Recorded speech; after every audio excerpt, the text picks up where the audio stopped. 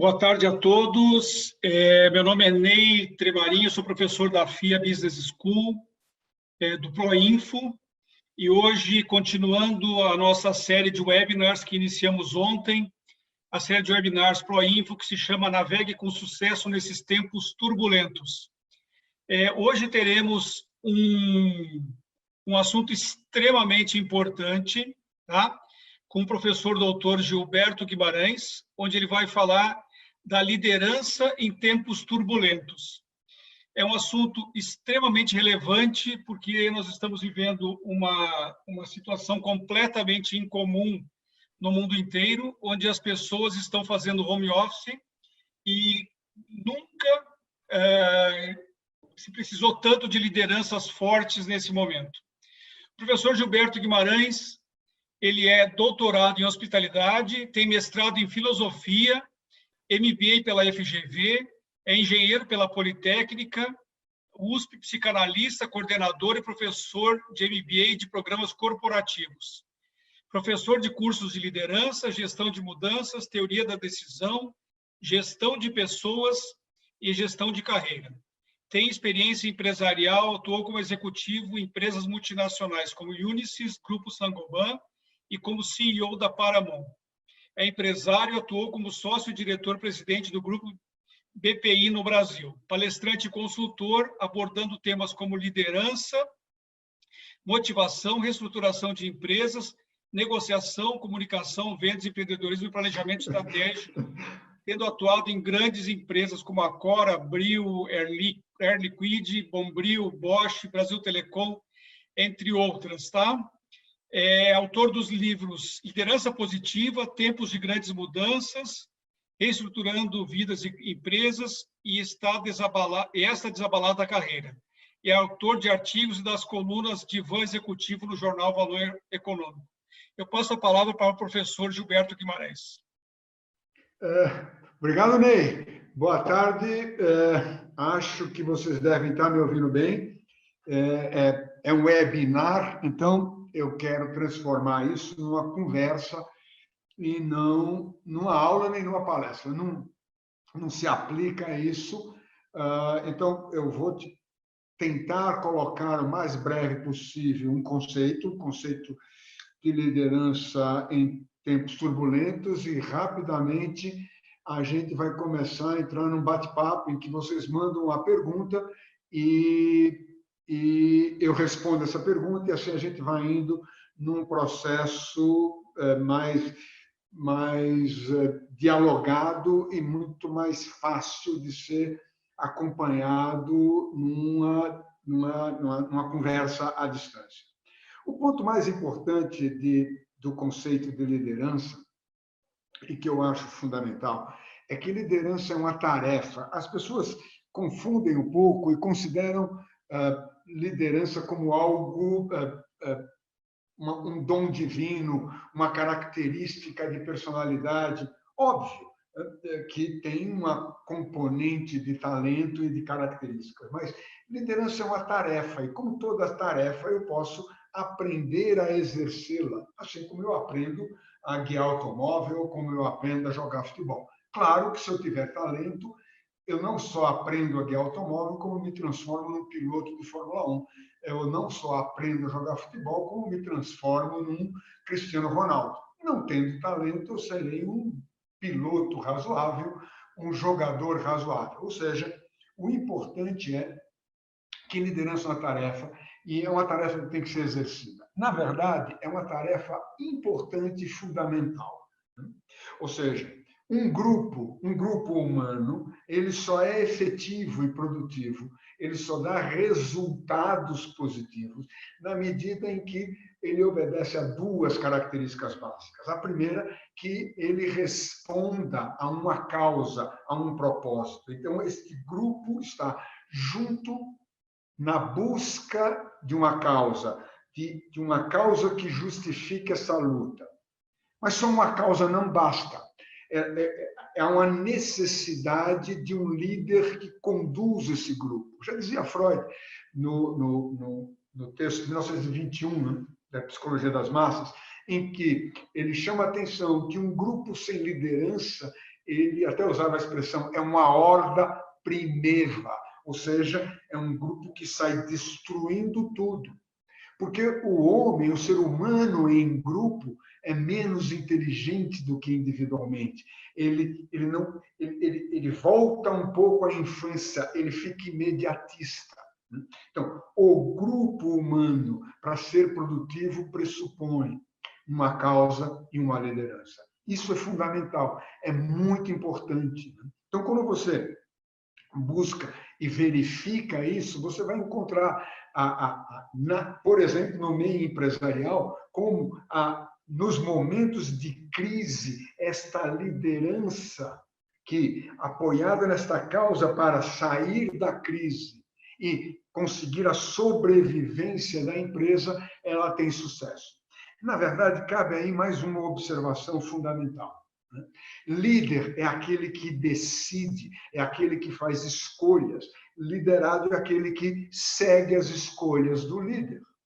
E um líder é percebido por este grupo como aquele que garante a sobrevivência do grupo. Eu não estou dizendo que ele garantirá, eu estou dizendo que ele é percebido. Portanto, liderança é percepção. Ele é percebido como quem garante a sobrevivência do grupo.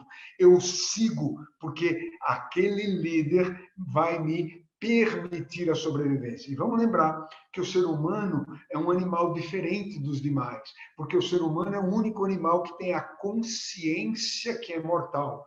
E esta consciência que é mortal faz ele se sentir precário e dependente de um grupo, porque em grupo ele tem mais chance de sobrevivência. O ser humano não só sabe que é mortal e sabe que é precário e precisa ser cuidado, como ele sabe que ele precisa de uma liderança que o conduza.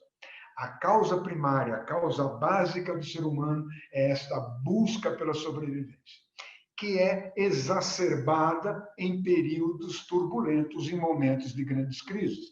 Dentro de uma empresa, por exemplo, numa IBM nos anos 90, em que pela primeira vez na história a IBM passa a apresentar prejuízo, e prejuízos enormes. Na época, o maior prejuízo que uma empresa de capital aberto apresentava na Bolsa de Valores. Nesse momento, surge uma liderança, ou é contratada pelo IBM, um líder, Luz Gessner, que recria a IBM, modifica, faz renascer, e em menos de 2 anos a IBM volta a ser produtiva e lucrativa. Na mesma época, em paralelo, você tem a crise da Kodak, que é atropelada por outras soluções, né, porque o produto é uma solução, por outras soluções mais adequadas, e cujas lideranças divididas não conseguiram salvar a Kodak.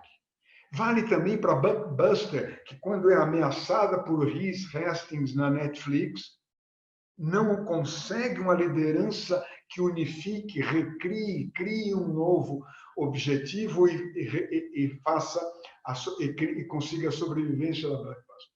Assim é para as empresas, assim é para qualquer grupo humano, assim é para a sociedade. E, nesse momento em que nós estamos vivendo, o que nós mais sentimos falta é de uma liderança que nos conduza.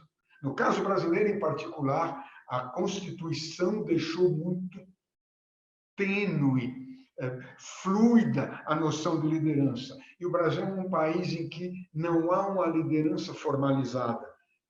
O presidente não manda, o Congresso não manda, o Supremo não manda, e todos eles tentam mandar.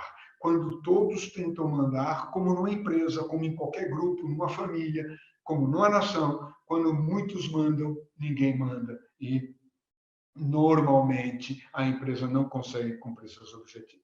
Então, este é o pano de fundo do conceito de liderança em termos turbulentos. Então, eu já acredito que já deva ter alguém com vontade de fazer uma pergunta e eu me coloco à disposição para ouvir algumas perguntas. Ney, temos alguma pergunta? Professor, eu vou fazer uma pergunta, tá? Para começar aqui e abrir o debate, tá? Pessoal, quem tá nos assistindo, a gente está com um número recorde de pessoas assistindo esse webinar, tem muita gente, tá? Eu peço para vocês colocarem as perguntas no chat, que a gente vai ler as perguntas para o professor, tá? Eu tenho uma pergunta para o senhor, professor, relacionado ao período que a gente está vivendo.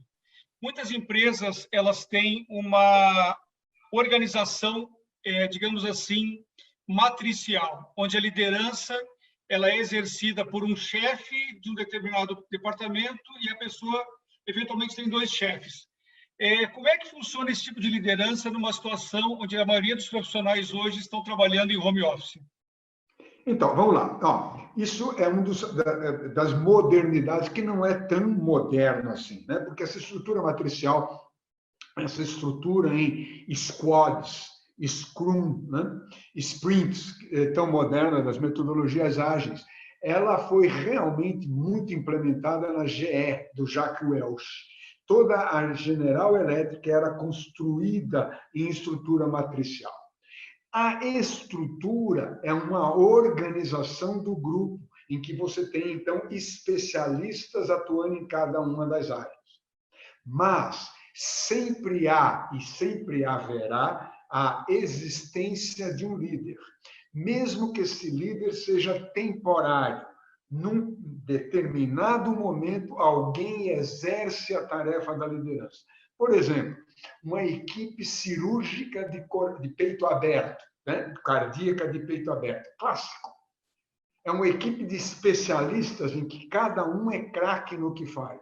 Mas em determinados momentos da cirurgia, alguém assume a liderança. No início da cirurgia é o anestesista e talvez nesse momento o cirurgião nem na sala esteja. Quando começa o processo cirúrgico, o cirurgião entra e ele assume a liderança. Se há algum problema durante a cirurgia, mesmo o cirurgião se recolhe e entra uma equipe de ressuscitação que assume a liderança, ou seja, é uma liderança mais profunda do que situacional, que é uma situacional momentânea. Isto é que é importante. Sempre haverá necessidade de um líder. Sem um líder, o que você tem é uma horta primeva, que consegue destruir, mas não consegue construir. Ótimo. Professor, já tenho algumas perguntas aqui das pessoas que estão nos assistindo, tá? Professor, como as lideranças podem trabalhar em momentos de crise para manter o entusiasmo dos funcionários? Na verdade, o processo de motivação, eu prefiro chamá-las de um processo de mobilização. A motivação das pessoas é uma característica intrínseca. Cada um tem um seu objetivo. Claro, temos o macro, maior, a causa última, que é a sobrevivência, mas depois uma causa menor, aquela que nos move, né? O que nos motiva, o que motiva a ação. Motiva a ação. Cada um é uma causa. Cabe ao líder criar um objetivo comum compartilhado, em que cada um dos seus liderados perceba que, buscando atingir este objetivo comum compartilhado, ele consegue atingir o objetivo pessoal dele. Ou seja, primeiro e mais importante, as pessoas têm que perceber que o líder está lá e que o líder assumiu a responsabilidade pela sobrevivência. Liderança é uma tarefa que pressupõe confiança, e confiança é uma característica mútua. Segundo ponto, um líder tem que ser confiável. Eu tenho que acreditar que o que ele faz em nome desse objetivo comum compartilhado, desta causa comum. E a terceira característica fundamental, eu preciso que as pessoas desenvolvam o que hoje se chama de empowerment, que as pessoas desenvolvam esse espírito de participação junto, ou seja, de assumir a responsabilidade de cada um fazer sua parte. Esta é a grande tarefa da liderança. Perfeito. Mais uma pergunta agora do Alexandre Venâncio, tá? Nesse contexto de várias lideranças, como unir forças em prol de um bem comum? Na verdade, você percebe isso em outros países, né? Em que uma causa maior se impõe. E, no caso brasileiro em particular, o que a gente percebe é que existem grupos com interesses pessoais que estão se sobrepondo ao interesse conjunto, sem juízos de valor. Mas as pessoas estão perdendo uma noção da criação de uma causa maior, em nome dela, todos busquem assumir esta luta por esta causa. No Brasil de hoje, o que existe são interesses outros, não vamos discutir se eles são válidos ou não, se eles são ideológicos, econômicos ou não. O que existe no Brasil é uma pluralidade de interesses e uma ausência de estruturação constitucional que permita o surgimento de uma liderança que nos conduza. Okay. Isso é péssimo para o Brasil e é terrível para uma empresa. Quando numa empresa você também não consegue fazer isto, o problema é o mesmo. E, normalmente, essa empresa não consegue resultados positivos e corre o risco até de sobrevivência, em termos de pequenos grupos. Ok, obrigado, professor. Agora, mais uma pergunta do Herbert Klassa. É legítimo pensar que, em tempos de crise, a liderança precisa ser mais centralizada do que em tempos de abundância?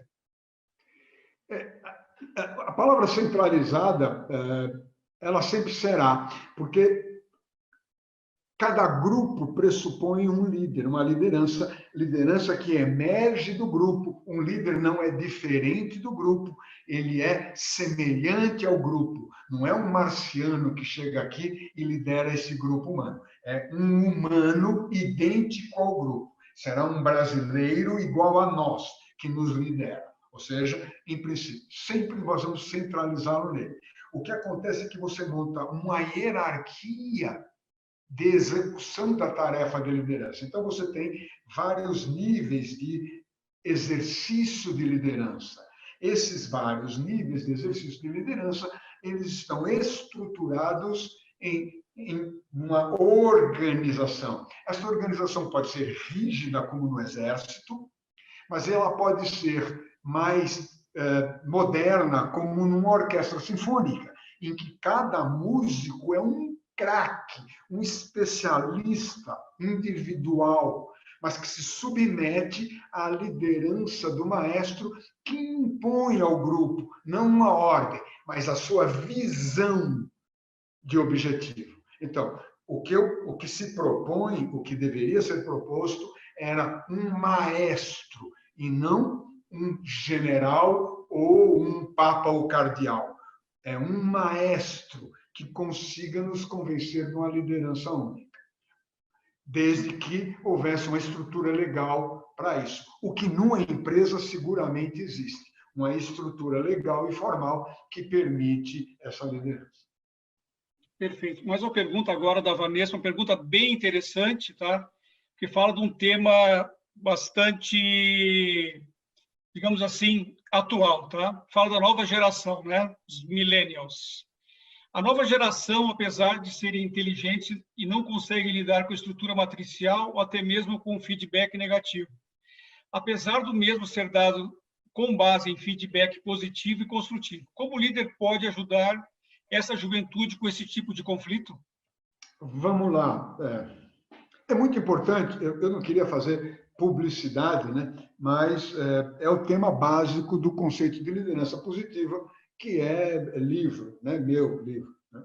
A liderança positiva, o que ela independente de idade, um ponto importante, a liderança, sobretudo a liderança situacional, a liderança positiva, nós falamos de maturidade psicológica e de maturidade técnica, ok? Mas nós não falamos em idade. Portanto, o que distingue uma pessoa é seu grau de maturidade do querer fazer e do grau de maturidade do saber fazer. Né?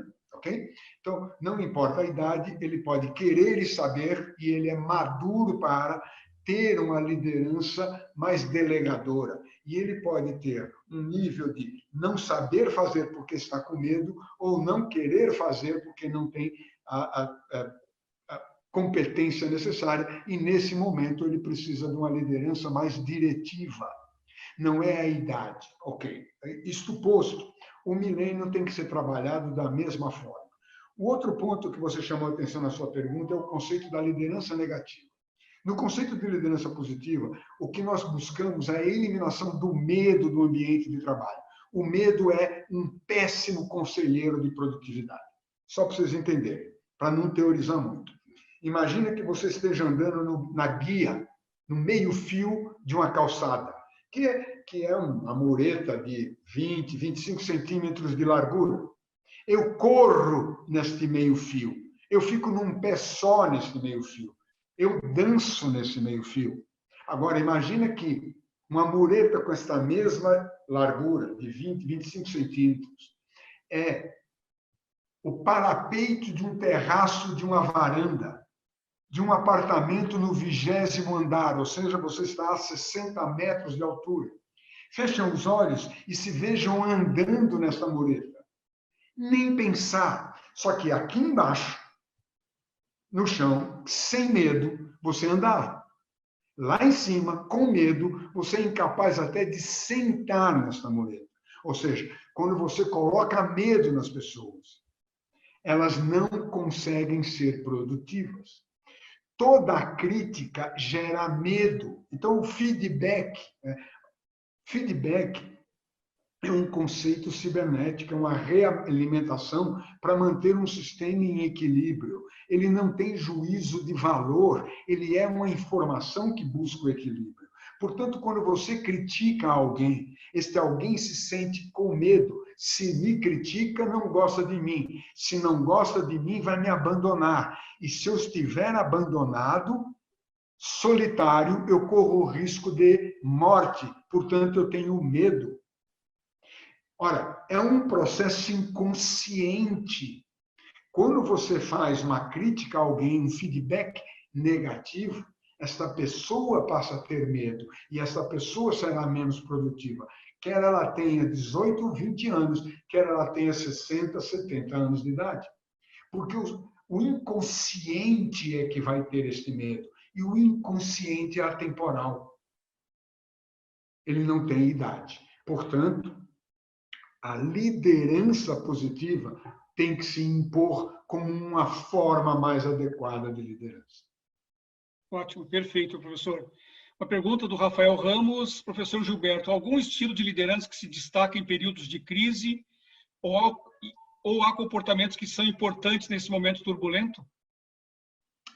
Olha, vamos lá. Não existe um estilo específico que se destaque. Na verdade, eu sou adepto do conceito de liderança situacional, portanto, eu tenho os 4 estilos clássicos de liderança: líder diretivo, persuasivo, participativo e delegador, claro, e vou usá-lo em função da grau de maturidade do meu liderado numa determinada situação.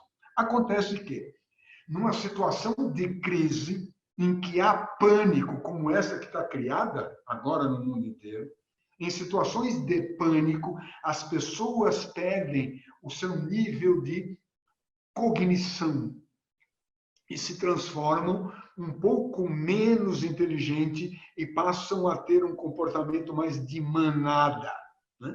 E neste momento, com um grau de maturidade mais baixo, muito provavelmente eu vou precisar de uma liderança mais forte, mais diretiva. Mas ela é momentânea, porque recuperado a lucidez e a maturidade, eu tenho que voltar ao grau de maturidade que se caracteriza por resiliência. Eu tenho que me adaptar a cada um dos meus liderados. Perfeito. Mais uma pergunta da Vanessa Pires, eu já tinha feito uma pergunta antes, tá? Como é que a liderança média, a gerência média, consegue lidar com os conflitos da alta liderança, em que se começa a perceber em vários níveis o conflito que existe na alta liderança, demonstrando falta de direção? Vanessa, é fantástica a tua pergunta. Na verdade, a gente pode remontar ao grupo básico humano, né? Porque o ser humano junta em grupos com o objetivo da sobrevivência. Portanto, o conceito de grupo é um conceito básico. E o primeiro grupo é o que a gente nomeou como o conceito de família. O conceito de família não é um conceito burguês, como alguns defendem. É um conceito básico do agrupamento humano. Aquele grupo familiar é o núcleo básico da sobrevivência. Quando pai e mãe brigam, e nós sabemos disso, né, você gera uma insegurança brutal nos filhos. A mesma coisa, porque isto vira um medo inconsciente que é reprimido no inconsciente. Quando você vive essa mesma situação no ambiente empresarial ou social, volta, né? Este medo volta e as pessoas entram em pânico, entram em desespero. Quando a elite empresarial se disputa, o que ela provoca é uma queda brutal de produtividade na empresa ou no grupo social. Lembra? Uma empresa nada mais é do que um grupo de pessoas. Empresa é uma abstração. A sociedade nada mais é do que um grupo de pessoas. Uma nação é um grupo de pessoas. Então, todo esse processo de grupo pode ser estudado como grupo. Não é só a psicanálise que trabalha muito no conceito de grupo. A sociologia também. E vocês que estão interessados, eu até sugiro, leiam o grande Maffesoli, né, que fala das tribos e dos grupos e como isto é o núcleo básico social, na empresa ou na vida pessoal. Ok. Esse tema da liderança e equilíbrio emocional deve estar muito em pauta hoje em dia. Eu acho que as pessoas estão muito ansiosas. Tem mais uma pergunta nesse aspecto, tá? É da Maria Cristina Faganello. Nem todos os líderes possuem equilíbrio emocional no momento de crise, né? Quem nunca viu isso, né? Como agir sendo membro do time sem gerar conflito com este líder? É terrível. Na verdade, eu ouso dizer que existem cinco competências essenciais para um líder e um comportamento essencial. Vamos começar pelo comportamento, que é um. Um líder tem que ser otimista. E otimista é, por definição, otimista é aquele que acredita que o futuro será melhor do que o presente. Pessimista, por definição, é aquele que acha que o futuro é igual ou pior que o presente. Um líder tem que ser otimista. Ele tem que propor que o futuro será melhor. Porque se ele não o fizer, ele não terá liderados, não terá seguidores. Óbvio, isso não tenho nem o que discutir. Agora, as cinco competências, a empatia, a capacidade de perceber o outro e ser percebido pelo outro, é fundamental para um líder e para o exercício da liderança. A capacidade de fazer escolhas, de decidir. Líder é aquele que decide.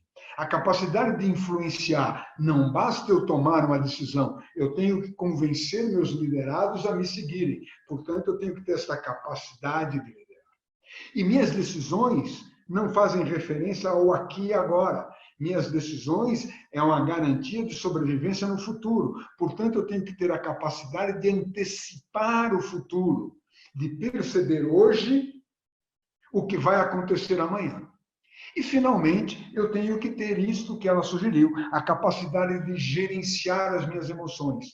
Eu tenho que ter essa inteligência emocional de gerenciar as emoções. Eu não digo controlar a emoção, eu digo controlar a minha reação às emoções, porque a emoção está lá. Eu não consigo eliminá-la. O que eu consigo é gerenciar a minha reação. E eu lembro, o ser humano tem um construto neural que chama neurônio espelho, base da empatia. O neurônio espelho leva os mamíferos, mais do que os humanos, a copiarem as ações e as intenções do outro. Por conta do neurônio espelho, toda a emoção é contagiosa. Se meu líder entra em pânico, ele provoca pânico em todos os seus liderados, em todo o grupo. Se meu líder é otimista, ele gera otimismo no seu grupo. Agora, com isso, você consegue entender a insanidade do que está acontecendo quando os líderes transmitem essas emoções descontroladas. É difícil, né? Agora tem uma pergunta bem relevante que tem a ver com a que foi feita pela Maria Cristina, tá? O Renan Ramalho. Como é que um líder pode ser otimista sem deixar de ser realista em um momento tão delicado quanto este? Renan, o realismo pressupõe a realidade. Otimismo e pessimismo é uma expressão de uma perspectiva sobre o futuro. O futuro não é uma realidade. Portanto, eu não posso ser realista em nome do futuro. Porque no futuro, ou eu espero e imagino que ele seja melhor, ou eu espero e imagino que ele seja igual ou pior. Portanto, eu só tenho estas duas possibilidades. Ou eu sou otimista, ou eu sou pessimista. Se eu for pessimista, eu provoco o pânico nos meus liderados, que provavelmente me abandonarão e procurarão um líder que prometerá a eles um futuro melhor. Se vai entregar ou não, Renan, é outro problema. Mas se ele não prometer, ele não terá seguidores. Portanto, o líder tem que acreditar que o futuro será melhor. Isso não quer dizer que não basta acreditar. Ele tem que agir para conseguir fazer este futuro melhor. Ou seja, o otimismo pressupõe a busca de realização de ações que consigam configurar um futuro melhor. Não existe realismo em relação ao futuro. Perfeito, professor. Agora, uma pergunta do André Corredora, tá? Boa tarde. Como desenvolver o espírito de equipe e melhorar o desempenho desta equipe em épocas de crise? E eu só emendo a pergunta aqui, tá? Como melhorar o espírito, o desempenho da equipe com o home office, tá? Em época de crise. Ok.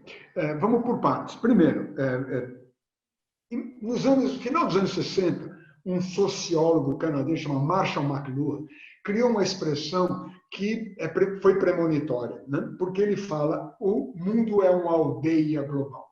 Ou seja, o que realmente nós temos hoje, nós somos uma aldeia, né? Uma pequena aldeia. Isso significa que somos todos muito próximos um do outro. A rede social me permite isso. O fato de eu estar à distância em home office não me elimina do grupo, da tribo que eu represento. É a tribo da minha empresa, a nossa tribo, né, da FIA, eu, você, os outros professores, nós formamos uma tribo, próximos ou não. O que hoje a rede social, a internet, as comunicações me permitem é esse espírito de grupo permaneça. O espírito de grupo é um dos critérios, um dos fatores básicos dessa produtividade. Lembra que eu tinha dito que eu tenho dois fatores básicos, que era a causa e a existência de uma liderança. Eu tenho um terceiro fator básico, que é a existência dos recursos necessários. Se eu não tiver os recursos, eu não posso dizer que uma pessoa possa ser produtiva. Eu o motivo e o mobilizo, ele vai à guerra, mas ele não tem armamento. Portanto, eu tenho que ter uma causa, uma liderança, e eu tenho que ter os recursos. Depois disso, eu tenho algumas características. Uma delas, e talvez a mais importante, é esse sentido de comunidade, de pertencimento. Eu sou do grupo. É mais do que eu sou. Eu fui escolhido para ser. Ou seja, eu tenho que mostrar que cada um desses que está comigo foi escolhido. Não é só tem tu, vai tu mesmo. Não. Depois, eu tenho que ter um conceito da importância que essa pessoa tem para o grupo. Não a pessoa em si, mas o que ela faz como indivíduo. O trabalho dela é importante para ela tem que ter uma noção de significado do seu trabalho. o que eu faço é importante para o grupo. E, finalmente, eu tenho que ter um conceito de recompensa, ou seja, eu tenho que receber a recompensa dos meus esforços. Eu não estou dizendo remuneração nem dinheiro, a recompensa, inclusive no sentido de acolhimento e de pertencimento. Reconhecimento, recompensa e remuneração fazem parte desse cimento que junta o grupo e consegue desempenhos extraordinários. Perfeito, professor. Agora uma pergunta muito interessante, tá, da Andréia Maia. Como liderar equipes que estão dispostas diretamente ao vírus em serviços essenciais? Olha, Andréia, excelente. Eu acho até mais fácil, Andréia, porque essas pessoas, você falou duas características marcantes no conceito, ou três características marcantes. Elas estão num grupo, portanto, elas têm um conceito de pertencimento. Elas têm uma causa, que é a sobrevivência da sociedade. É muito forte para elas. E elas têm agora uma liderança naquele pequeno grupo. Eu acho que é mais fácil conseguir alta produtividade desses grupos que estão expostos ao risco, desde que elas acreditem num bem maior, desde que elas tenham esta causa maior, que é a sobrevivência do povo como nação. Lembro? Não basta curar do vírus. Eu tenho que fazer com que as pessoas tenham o direito aos conceitos básicos de sobrevivência. A pessoa tem que ter trabalho e renda. Ela tem que se sentir importante. Não basta estar curado a saúde é uma característica, mas o trabalho e a renda é essencial. Estão criando uma dicotomia que é absolutamente falsa. Não é ou eu cuido da saúde ou eu cuido da economia. Não! As duas coisas andam juntas. Economia, eu não estou falando em economia, eu estou falando em sobrevivência das pessoas. Sobrevivência econômica e sobrevivência saudável. As duas coisas é sobrevivência. Portanto, a causa é a sobrevivência. Perfeito, professor. Mais uma pergunta aqui. Está todo mundo preocupado com o excesso de emoções que estão no ar, tá? As pessoas acho que estão com os nervos à flor da pele, os líderes principalmente, tá? Pergunta aqui da Natália Paiva Santos da Silva, tá? Como um bom líder poderá passar tranquilidade e otimismo aos seus subordinados se ele próprio está abalado com tudo que está acontecendo? Olha... É uma pergunta recorrente, tá, professor? Mas as perguntas são feitas dessa forma, tá? Bom, antes de mais nada, turma, só chamando minha atenção. Falar é mais fácil do que fazer, né? De qualquer forma, você tem que ter todo um treino para aprender a gerenciar as suas emoções. Você não gerencia as suas emoções porque tem vontade de fazer. Para ser um bom líder, você tem que treinar-se para gerenciar suas emoções. Ele não, como eu disse, aliás, eu disse, como nós sabemos, por conta da empatia e do neurônio espelho, toda emoção é contagiosa. Se o líder demonstra falta de esperança, o subordinado fica sem esperança. A palavra para sem esperança é desesperado. Se o líder mostra medo, a amplificação do medo é o pânico. Ok? Então, é muito complicado. Quem está criando este pânico não tem noção do que está fazendo. Toda a emoção é contagiosa. Portanto, o líder tem que aprender a controlar. Ser líder não é fácil. Líder é assumir a responsabilidade pela vida do outro e não de si próprio. Por isso, esses líderes que estão demonstrando interesses pessoais, ideológicos, eleitorais, econômicos, não são líderes. Eles não estão assumindo a responsabilidade pelo outro, e sim a responsabilidade por si próprio. Você tem que ir além disso, além de si próprio. Eu gosto muito. Vocês deveriam, depois que terminar aqui, entrem no Google e escutem 1 ou 2 discursos de Martin Luther King. Tem 2 fundamentais. O primeiro, o famoso eu tenho um sonho, I have a dream, mas o segundo, melhor ainda, que é o último discurso do Martin Luther King, no dia 3 de abril, em Memphis, Tennessee. No dia 4 de abril, ele é assassinado.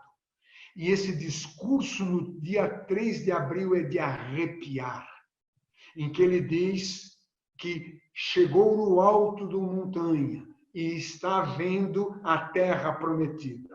Me prometam que vocês vão assistir Martin Luther King e vocês vão entender o que é um conceito de liderança com propósitos, com uma causa. Perfeito. Mais uma pergunta do Rafael Ramos. Professor, falando da crise que estamos vivendo hoje, o que vai mudar na liderança após essa crise da Covid-19?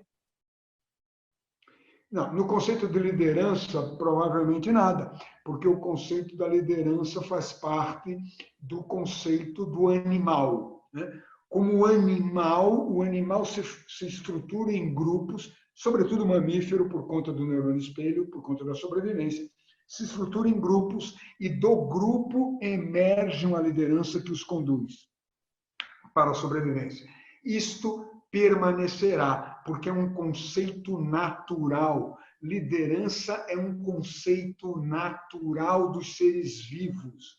É isso que as pessoas parecem não entender, né? Bom, então, isso não muda. O que vai mudar, isso sim, é a configuração das empresas, a configuração dos modelos econômicos e dos modelos sociais.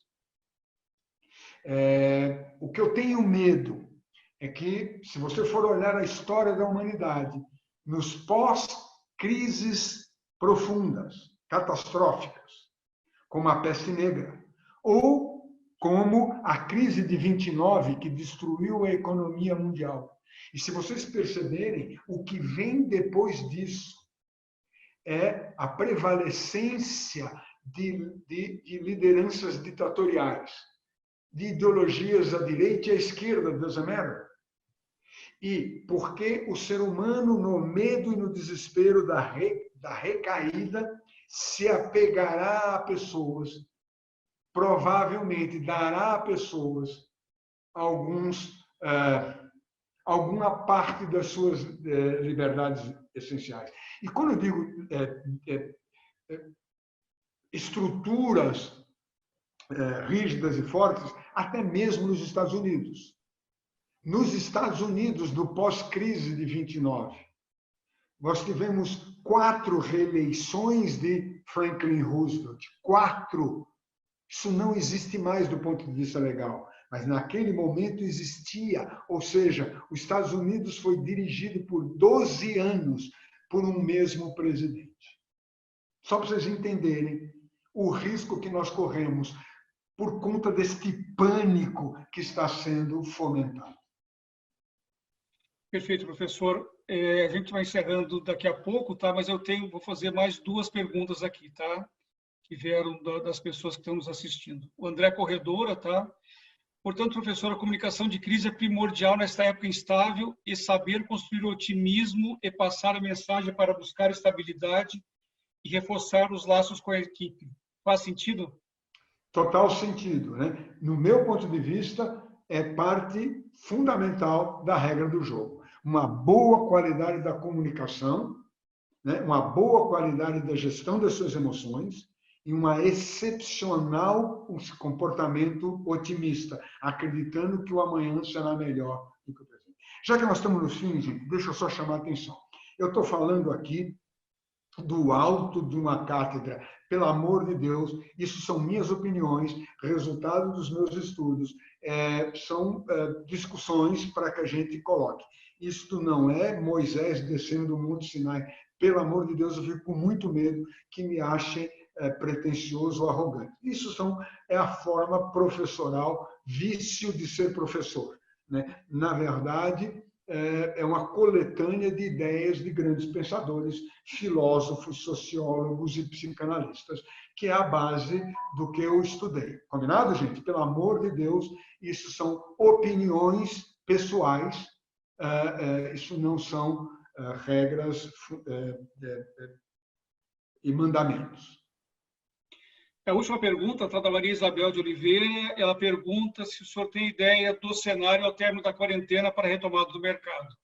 Sei que o senhor não tem bola de cristal, mas é a pergunta aqui de varejo, desemprego, economia, inadimplência, etc. Como é que o senhor acha que vai estar o mercado ao final de tudo isso aí? Então, a única coisa que a gente tem por base é olhar o que aconteceu o mais próximo, depois da catástrofe da recessão profunda de 29, né?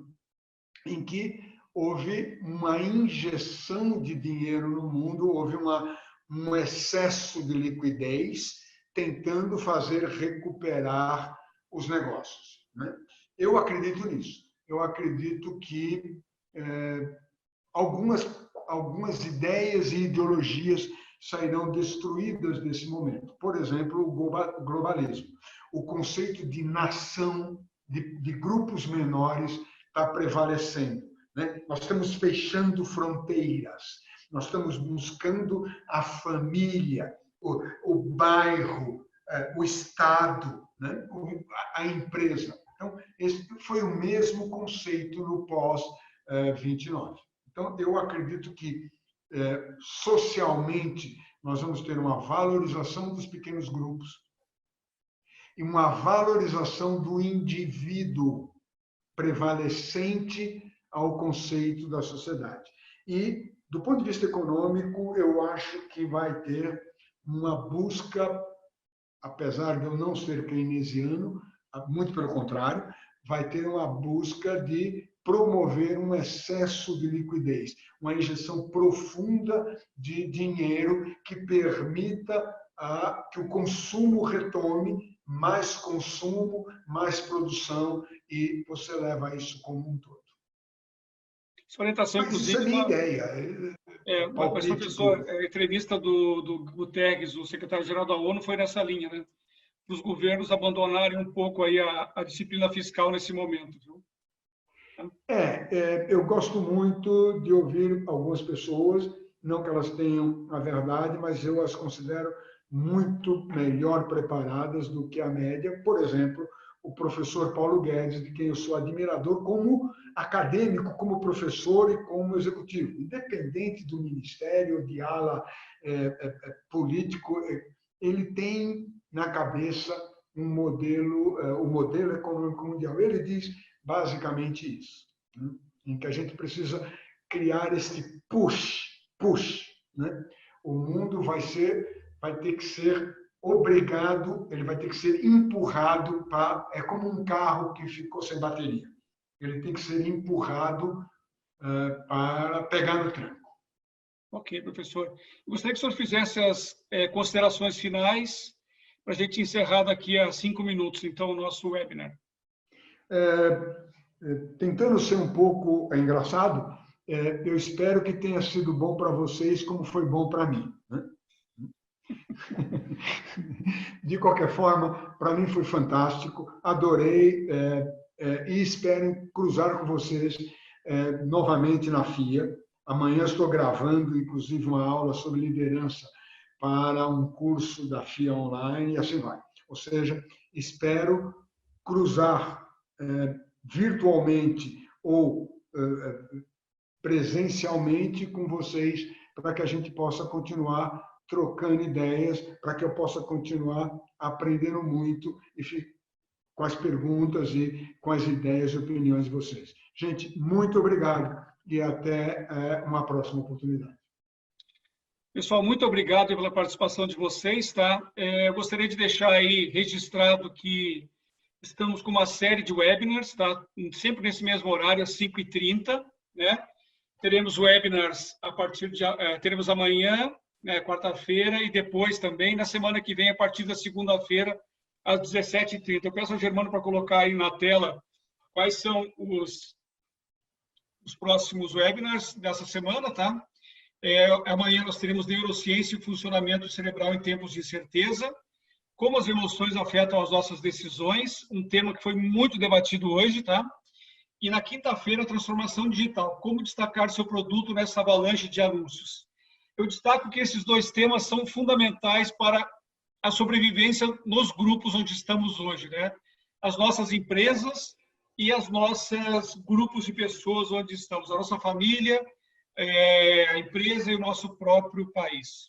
Professor Gilberto, muito obrigado. Em nome da FIA, aí nós queremos agradecer demais a sua participação, foi brilhante, tá? Parabéns, muito obrigado. Obrigado, Edson. Boa noite.